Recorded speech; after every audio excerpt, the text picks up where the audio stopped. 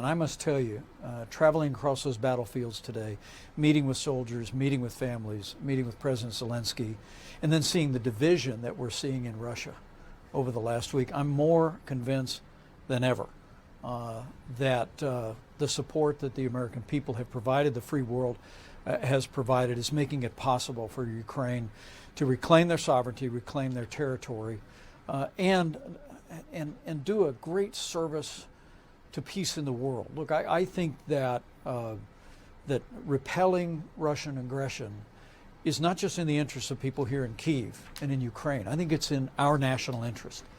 Because America's. I think it's in the interest of the United States of America and free countries around the world.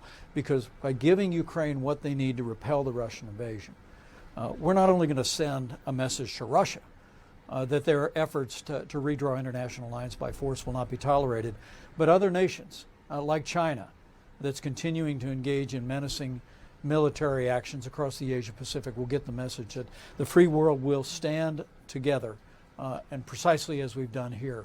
And watching the courageous fighters here in Ukraine today, it's been deeply inspiring. We've just returned from the front lines in southern Ukraine, and we saw the troops living camouflaged in the woods, literally every woods, Right. And then there'd be a farm field, right? But in that strip of woods, they're camouflaged, they're heavy equipment, and they're living there full time, the Ukrainian troops.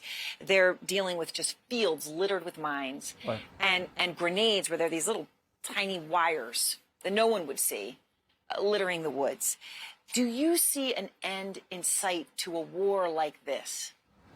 I do. And when I met with President Zelensky today, he said that after a slow start this spring, largely owing to a very rainy season, that they've been seeing in recent weeks a steady advance against those Russian lines. And I have to tell you, remember wars are fought with soldiers, with munitions, and with morale. Yeah. And what I'm sure you saw on the front lines today, and what I witnessed talking not only to the leadership of this country, but to rank and file soldiers, was a genuine spirit. They see the progress. They see the fight they've put up. I mean, it's amazing to think.